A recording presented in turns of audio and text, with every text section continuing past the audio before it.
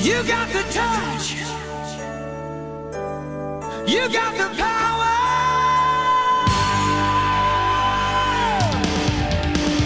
Yeah! Hello and welcome to But I Digress, the vlog where sometimes my mouth goes faster than my brain. I am your host, Nathan, call me Nate Marchand. And happy Halloween, true believers, and welcome to another special Halloween episode of my vlog. This year, I thought I would try something a little bit different. I'm going to do yet another top 5 list for you. I haven't done one of those in a while. In fact, I've only ever done one other one, so I thought I would do another one. So, what am I going to be talking about this time? Well, as you've probably figured out from watching my previous videos, I am a giant fan of, well, giant monster movies. So, with it being Halloween and all, I thought I would compile for you what I think are the top 5 best giant monster movies of all time. Now, keep in mind, I may be an internet show host, but these are merely my opinions, and you are welcome to disagree with me and debate the merits of these movies and any other giant monster movies that you yourselves may like. I would love to talk to you about them and debate them in the comments section. Now, that being said, I do have to preface this video with one other thing. I don't own copies of all of the movies I'm going to be talking about, and the ones that I do own, I will be displaying for you, my copy of it, I mean. The other ones that I don't own, I'm going to show a little bit of the trailers for those movies, and then I will talk about them. Alright, so, with all that logistical stuff out of the way, let's get to the first entry on that list.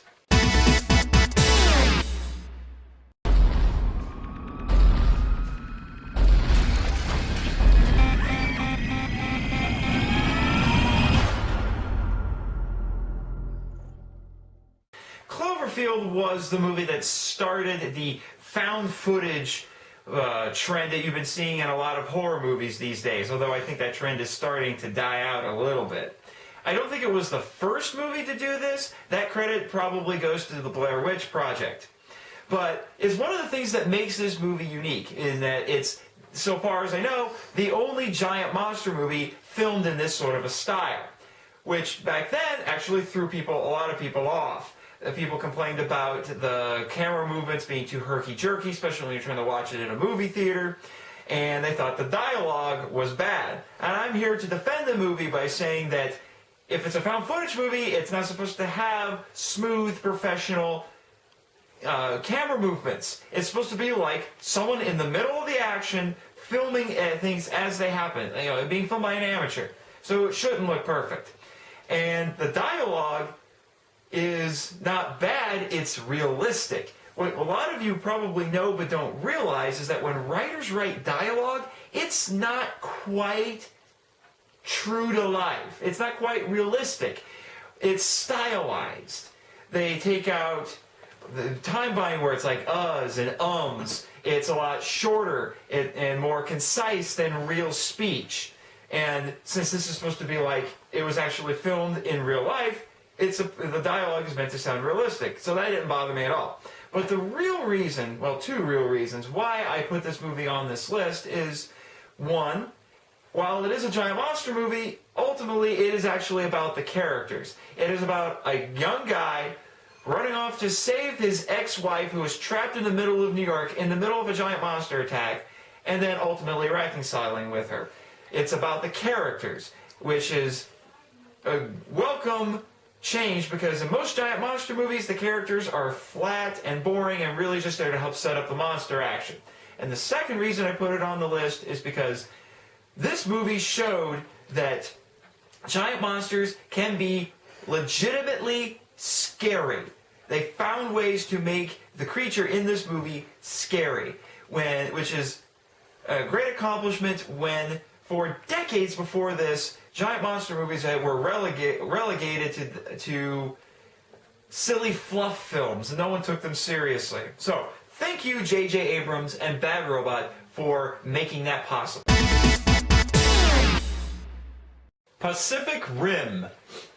If you've been following my vlog at all, you know that I am a huge fan of this movie. In fact, I did an entire vlog reviewing this movie back when it was first released in July, which you can see here. That'll give you the full story of why I like this movie. Regardless, I do have a few other things I would like to add about it. Unfortunately, it seems like I've had to defend this movie quite a bit because out of all the people I've shown it to, I still end up liking it the most, which I find really baffling. People I show it to think it's more style over substance, more about action and special effects than it is about story and character, and I always find myself wondering, did you miss something? Because I've seen a lot of giant monster movies, and this actually takes the formula and does new things with it. It has a great world, it has memorable characters, and some really interesting science fiction concepts. In particular, the Jaeger piloting system, which, interestingly enough, I wrote an entire blog about and it illustrated how the Jaeger piloting system, the themes of the movie, and believe it or not, marriage all have a lot of things in common. So, to summarize, this movie makes it onto my list because, as far as I care, it is the new standard by which all giant monster movies should be judged. Which is one of the things that could be a little bit disappointing for me because there's a new American Godzilla remake coming out next summer, and I'm not quite sure it's going to live up to what this movie did. But only time will tell. We'll find out about that next summer. Gamera 3, The Revenge of Iris. This and the next entry on my list I have actually talked about in my previous top 5 list video, which you can see here. So most of what I'm going to be talking about now will either be a reiteration of that, but I will try to throw in a few new details. What really makes this movie stand out is not the great special effects, it's not the great monster action, and not the great monster designs. It is the really strong story and characters that are in it. It will blow most people's minds, particularly if they are not genre fans, at how well written and well done the story and characters are. This is a tale about the dangers of revenge and how all-consuming and pointless it ends up being. It just happens to have giant monsters in it as well. But that isn't to say that it doesn't have other strengths. For one thing, the special effects in this are done so well that even someone like me, who is a fan of this genre and is used to seeing men in big rubber suits beating each other up on sound stages with a bunch of miniature buildings, and like I said, suspending disbelief with all of that, I was so engrossed with the story and with the special effects because they were so well done that I didn't even have to do that. I didn't even have to think to do that. I just accepted everything I saw, which is astonishing. It really is, especially since when you know that this was made in the late 90s and there's CGI in it. The CGI is more likely to take you out of the movie than the men in suits and the miniatures. So, to summarize, this makes it onto the list because it is such a well-done film that even non-genre fans will be able to watch it and enjoy it. Gojira. As I said, I've talked about this movie before in a previous video, so I will do my best not to repeat myself. But, a little background before I continue. There are 2 versions of this movie, and the one that I am putting into my list is the original Japanese version from 1954. When the movie was released 2 years later in the United States, it was retitled Godzilla King of the Monsters and had large portions of the movie edited out and about 20 or 30 minutes of new footage featuring Raymond Burr, aka Perry Mason, added in order to make it more palpable for American audiences that soon after World War II. Now, there are 3 very good reasons why I am including it on this list and as high on the list as I have. 1, it's Godzilla. How could I not include Godzilla on this list? It would be a travesty not to.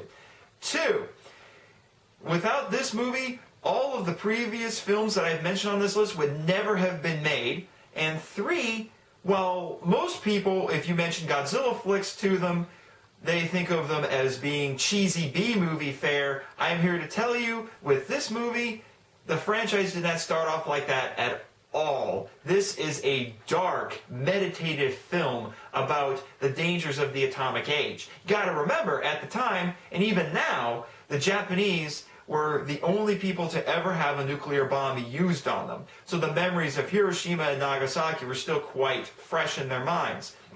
So they wanted to make a science fiction film that addressed those issues, that meditated on what had happened and illustrated how gruesome and tragic such weapons were, especially when they were used on people, and that the consequences of nuclear weapons went beyond simply destroying a city.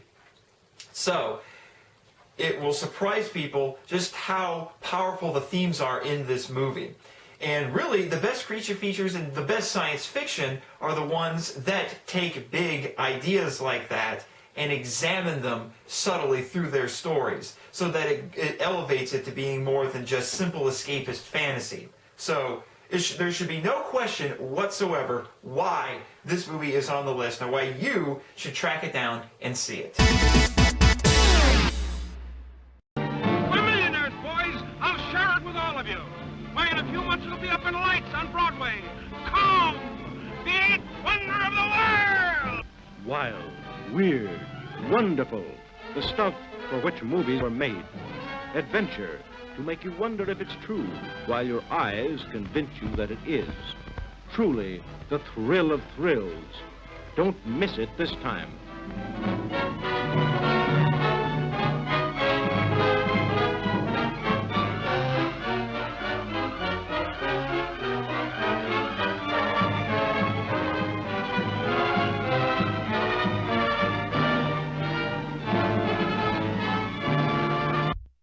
I couldn't have said it better, Carl Denham. King Kong from 1933, the granddaddy of all giant monster movies. The movie that really single-handedly invented the entire subgenre.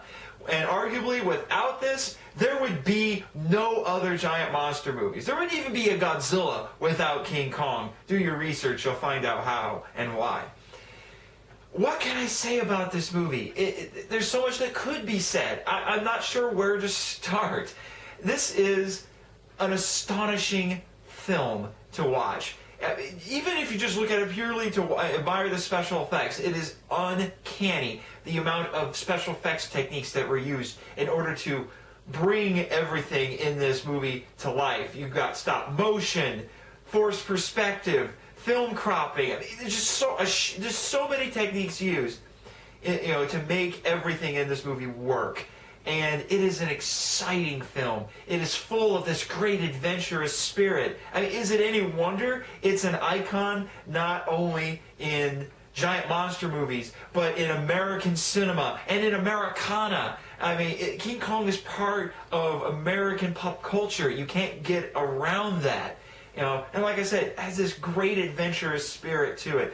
You got to remember, this was made at the height of the Depression.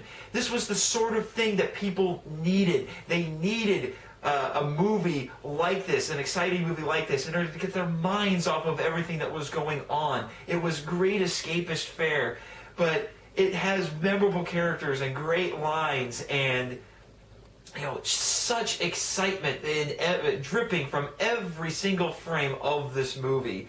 It's an astonishing thing to watch. But the most interesting thing is that really at its heart, it's just a modern retelling of Beauty and the Beast, with Fay Wray as Beauty and Kong as the Beast. In fact, there's, the most famous line from the movie even touches on that. At the end, Carl Denham says after Kong dies, it was Beauty killed the Beast. I mean, it tells you everything right there. Now, the movie's been remade a couple of times, and I've seen them. The 70s version is not that great. I think it missed a lot of the points of what made the original good, and honestly, it kind of turned King Kong into a bit of a pervert. I'll just leave it at that. And I won't even bother with the god-awful sequel that was made to it. Trust me, it's not worth your time. Just watch the trailer. You'll know that. But I did enjoy Peter Jackson's remake from a few years ago. And that one, I think it captured the spirit of the original a whole lot better. And it's also an illustration of how only Peter Jackson could figure out how to make a 3-hour movie about a giant monkey. Yeah, only Peter Jackson. So, really, do I need to explain any further why King Kong, as much as I love Godzilla, why King Kong is at the top of this list? I don't think so. And if you haven't seen this movie yet, do yourself a favor, find it, and watch it. Trust me, I don't care if you don't like old movies, you will really, really enjoy this one. And if you don't, what's wrong with you? So there you have it, true believers. If you're looking to have a monster movie marathon this Halloween, I think these would be some great entries to add to your queue. So, if you'll excuse me, I have some monsters of my own I need to slay. Yeah! Thank you for joining me this week on But I Digress. This is Nate Marchand, signing off.